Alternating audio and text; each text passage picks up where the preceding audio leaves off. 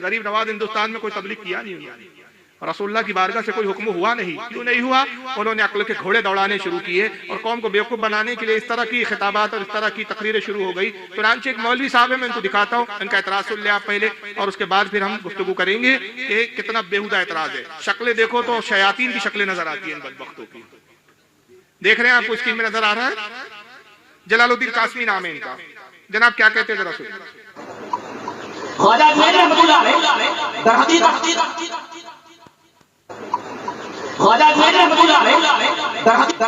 इसका इको खत्म करो भाई, इसका इको पूरा इको में समझ भी नहीं आ रहा क्या बोल रहा है। क्या हो गया, अटक क्यों रहा है? दरहकीकत जनूबी ईरान के एक इलाके सीस्तान के अंदर पैदा हुए सन 536 के अंदर, और इंतकाल उनका हुआ सन 635 के अंदर। अच्छा, ये चले मक्का आए और मक्का से मदीना आए, और इनके जो पीर थे उस्मान हारूनी, मुर्शिद इनके उस्मान हारूनी, जब मदीना आए तो इनके पीर ने कहा देखो ये सामने नबी की कब्र है, सलाम करो, सलाम भेजो। देखो यहाँ ऐसा होता है ना, पीरा नबी परन मुरीदा भी परान, पीर लोग कहीं उठते हैं, मुरीद लोग उनको उड़ा देते हैं। कहा कि सलाम कर मेरे बच्चे, कहा कि सलाम वालेकुम या सय्यदुल मुरसलीन, सलाम हो तुम पर ऐ सय्यदुल मुरसलीन। कब्र से आवाज आई वालेकुम सलाम या सुल्तान हिंद। पीरा नबी परन मुरीदा भी परान, पीर लोग नहीं उड़ते हैं, मुरीद लोग उनको उड़ा देते हैं यार सुल्तान हिंद। अच्छा, कहां तक मामला है? कब्र से जवाब आने का बिल्कुल सही नहीं है, इसलिए कि बात हदीस के खिलाफ है। हदीस इस तरह हजरत इमाम मुस्लिम रहमतुल्लाह इस हदीस पर कैसे किताब फरमाई करता है। हजरत अबू हुरैरा फरमाते हैं कि जनाब मोहम्मद रसूलुल्लाह सल्लल्लाहु अलैहि वसल्लम ने इरशाद फरमाया कि मैं क़यामत के दिन तमाम औलाद आदम का सरदार और सबसे पहले मेरी कब्र फटेगी। इसका मतलब क़यामत से पहले, सूरह इसराफील से पहले आपकी कब्र फटेगी ही नहीं, और जब कब्र फटेगी ही नहीं तो जवाब बाहर आने का सवाल ही पैदा नहीं होता। लिहाजा हदीस पाक से साबित हुआ कि ये कहानी बना ली गई है। पीरा नबी परन मुरीदा भी परन, पीर लोग नहीं उड़ते, मुरीद लोग उनको उड़ा देते हैं। आवाज समझ में आई इन साहब की आपको? ये फारसी का एक मकोला पढ़ते हैं, पीराना मी परन मुरीदा परन। पीर लोग नहीं उड़ते हैं, मुरीद लोग उड़ा देते हैं। पीरों के बारे में झूठे सच्चे किस्से सुना के, करामतों की बातें बता बता के पीरों को हवा में उड़ाते, जबकि पीरों की औकात उड़ने की नहीं होती। ये फारसी का मकोला बयान करके वो कहते हैं कि ख्वाजा गरीब नवाज अपने पीर मुर्शिद ख्वाजा उस्मान हारूनी के साथ रसूलुल्लाह के रोजे पर गए, सलाम किया, जवाब आया। ये बात झूठी है, ये कहानी बनाई हुई है। दलील क्या है? दलील उस रिवायत पर बहस नहीं है कि जिन्होंने लिखा वो लोगों ने झूठ लिखा, वो कौन शख्सियत है, उनकी खुद अपनी हैसियत क्या है। ये सब चीजों पे बहस करने के लिए तैयार नहीं। इन्होंने एक अकल का घोड़ा लाया, और अकल का घोड़ा ये लाया कि अल्लाह के रसूल की हदीस है, हुजूर ने फरमाया कि सूरह इसराफील से पहले, सूरह इसराफील से, सूरह नहीं सूरह इसराफील यानी इसराफील का सूर, फरिश्ता है ना इसराफील अलैहिस्सलाम, जब कयामत आएंगी तो क्या करेंगे? सूर फूकेंगे। सूर एक सिंह का, बाजे की तरह का शक्ल का है, एक सिंह की तरह बना हुआ। उससे क्या होगा? जितने दुनिया में सब मर जाएंगे, कयामत आ जाएगी, दूसरा सूर फूकेंगे, सब दोबारा जिंदा किए जाएंगे, हश्र में जमा किए जाएंगे। तो अल्लाह के नबी ने फरमाया कि जब तक सूर ना फूका जाए इसराफील का, उससे पहले मैं अपनी कब्र से बाहर नहीं। ये नहीं कहा, उन्होंने कहा सबसे पहले सूर जब फूका जाएगा सबसे पहले मैं कब्र से आऊंगा।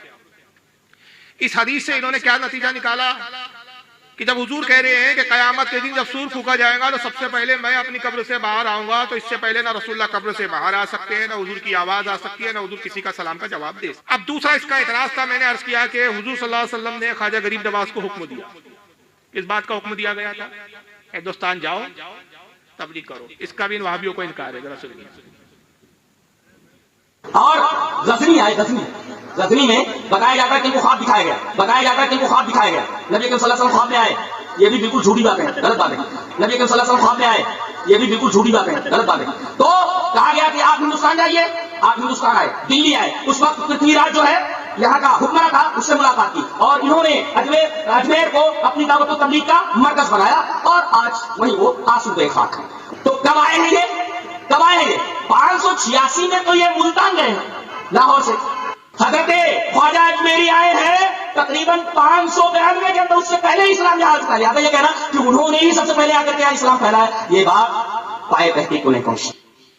ये दो बातों का इनकार किया है। एक तो बात जबरदस्ती इससे थोपा है हम पर, और दूसरी बात झूठ बोली है। कहता है कि ख्वाजा गरीब नवाज को ख्वाब में हुक्म हुआ, ख्वाब में रसूलुल्लाह आए और कहा कि हिंदुस्तान जाओ तबलीग करो। ये बात भी झूठी बात है।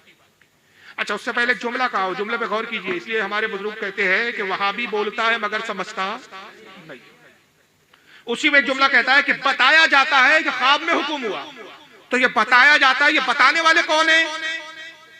ये बताने वाले अपने वक्त के उलमा हैं, ये बताने वाले वक्त के अपने अइम्मा हैं, वक्त के मुहद्दिसीन हैं। तो मुहद्दिसीन जो बता रहे हैं, अइम्मा जो बता रहे हैं, वो झूठ है, और ये आज का नाजायज बच्चा जो बता रहा है वो सच्चा है। तो इसको क्या ख्वाब में शैतान ने बोला कि ये वाकया झूठा है? इसके अब्बा आए थे, शैतान लईन, इसके दादा आए थे कि बेटे ये वाकया झूठा है। क्यों? हुजूर तो मरकर मिट्टी में मिल चुके, तो फिर ख्वाब में भी कैसे आके हुक्म दे सकते हैं? तो कोई हुक्म नहीं दिया जा सकता, हुजूर हुक्म देने पर कादिर ही नहीं है, बात खत्म। तो ना ख्वाब में हुजूर तशरीफ ला सकते। यानी ये बदबख्त वो जलील फिरका है कि जिनके नजदीक रसूलुल्लाह ख्वाब में भी नहीं आते। बल्कि एक में तकरीर है मेराज रब्बानी, उसमें बोलता है, इनका वहाबियों का एक मौलवी मेराज रब्बानी, जिसको अभी मैंने दिखाया अभी, वो कहता है कि हुजूर सल्लल्लाहु अलैहि वसल्लम ने जो हदीस में फरमाया कि शैतान मेरी शक्ल में नहीं आ सकता, तो हुजूर ने ये कहा है कि मेरी शक्ल में नहीं आ सकता, ये थोड़ी कहा कि शैतान आके ये नहीं कह सकता कि मैं मोहम्मद हूं।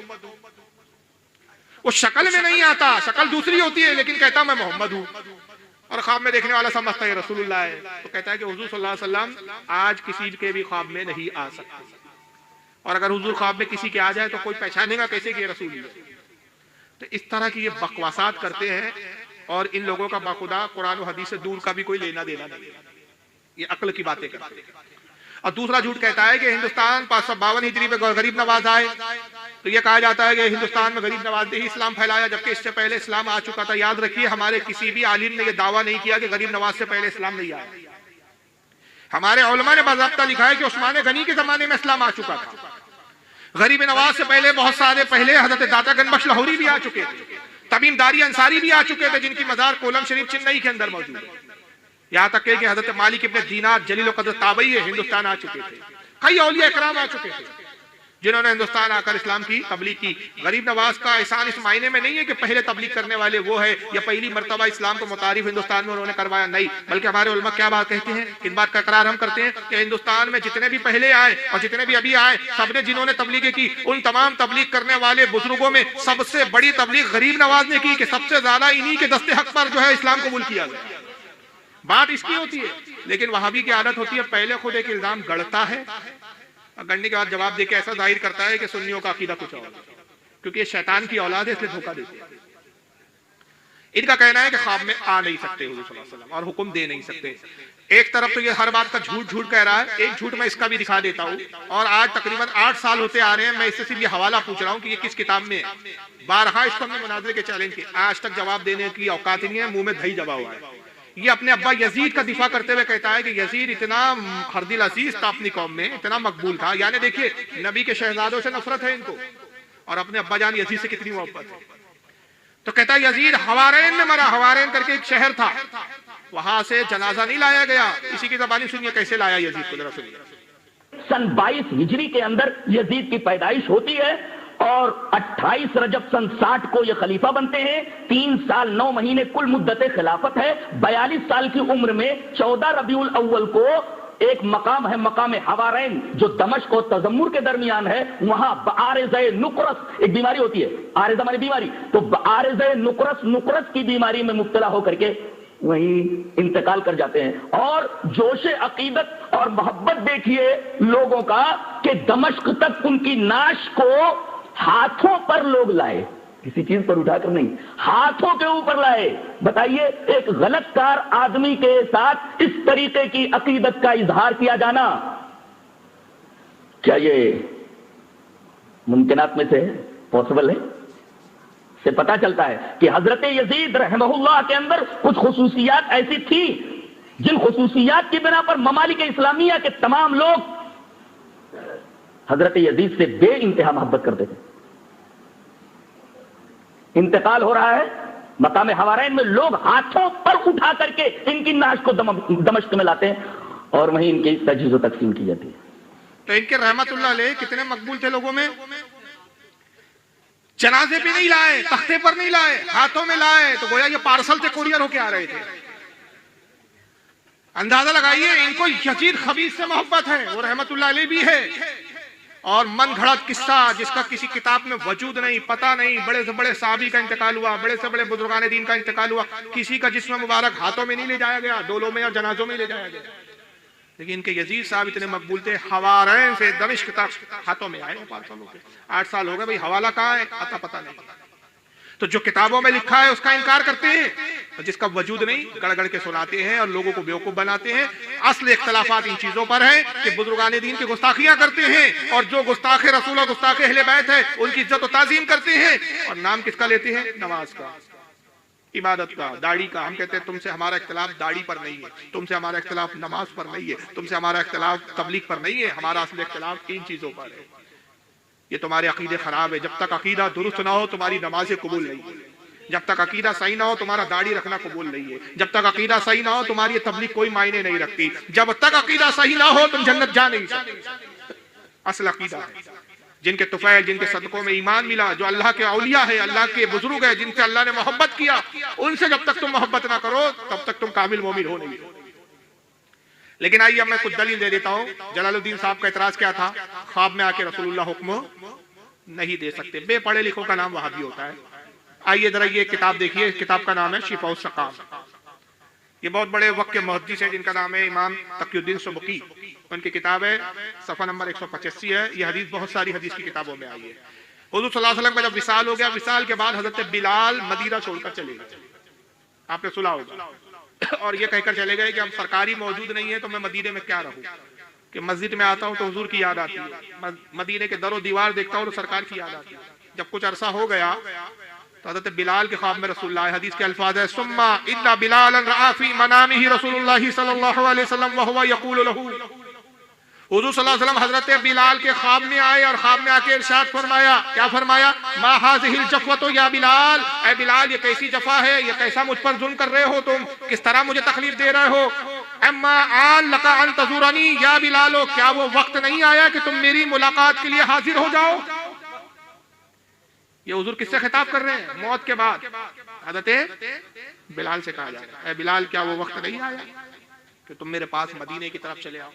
बाकी फिर हदीस के अल्फाज है कि जैसे हज़रत बिलाल ने ये सुना तो आपका एक लर्जा तारी हो गया, बदन कांपने लगा, आप फौरन ऊंट पे सवार हुए और मदीने की तरफ आते, लपक कर आते और रोज़े रसूल की पर हाजिर होकर कब्र नबी पर आके हुजूर की कब्र से लिपट जाते हैं, लिपट के रोते हुए कहते हैं, अपना चेहरा मलते हैं, अपना जिस्म मुबारक को मलते, कहते हैं या रसूलल्लाह मैं हाजिर।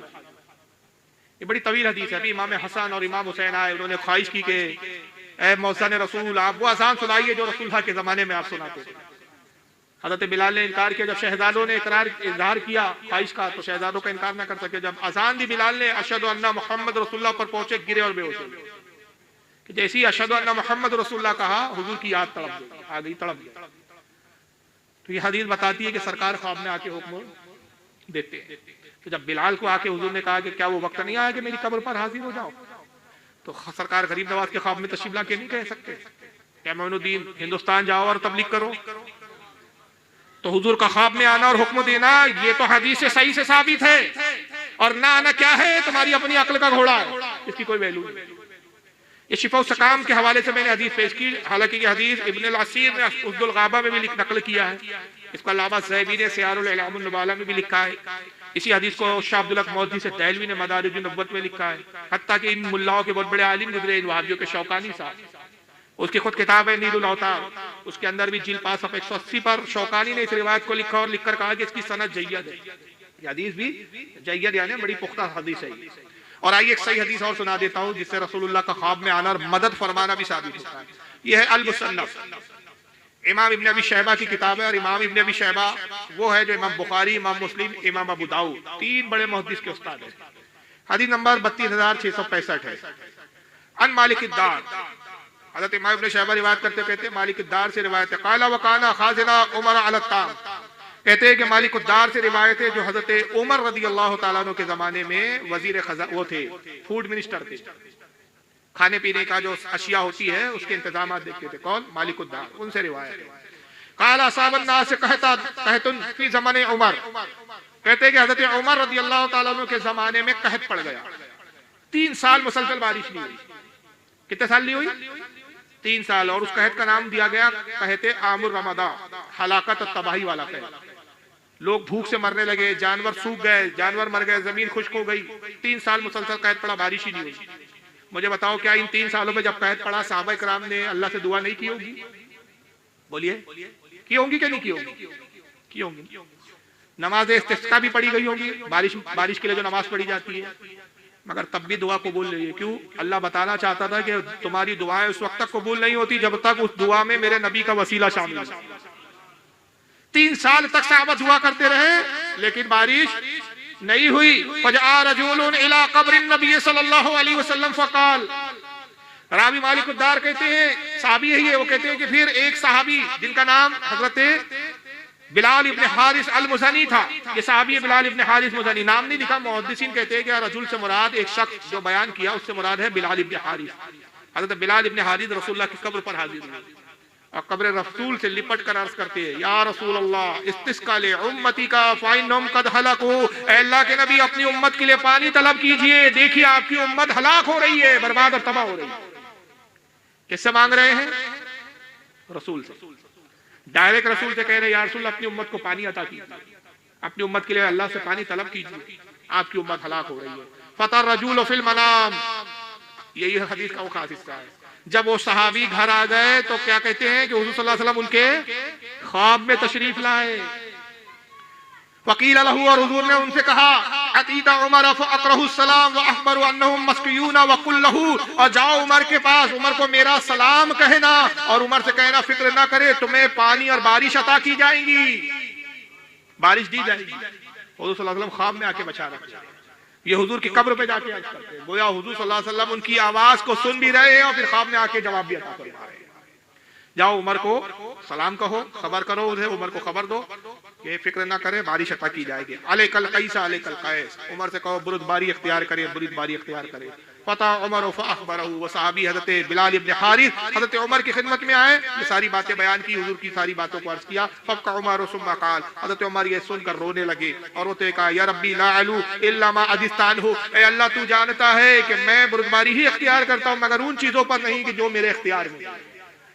और फिर रावी कहते हैं कि दूसरे ही दिन इतनी बारिश हुई कि पूरा मदीना जलथल हो गया। तो ये हदीस में कितनी चीजें पता चल रही है? हुजूर का कब्र में सुनना भी पता चल रहा है, ख्वाब में आना भी पता चल रहा है, ख्वाब में कलाम करना भी पता चल रहा है, ख्वाब में आके बशारत देना भी पता चल रहा है। और जब वो साहबी हजरत उमर से आके कहते हैं कि हुजूर ने ख्वाब में आके बशारत दी कि पानी दिया जाएगा, तो हजरत उमर ये नहीं कहते कि कब्र से आवाज नहीं आ सकती, हुजूर ख्वाब में नहीं आ सकते, इसलिए कि 14 साल के बाद एक वहाबी मुल्ला आएगा जो कहेगा कि मोइनुद्दीन चिश्ती के ख्वाब में भी हुजूर नहीं आ सकते। तो बिलाल इब्न हारिस तुम्हारे ख्वाब में कैसे आ सकते?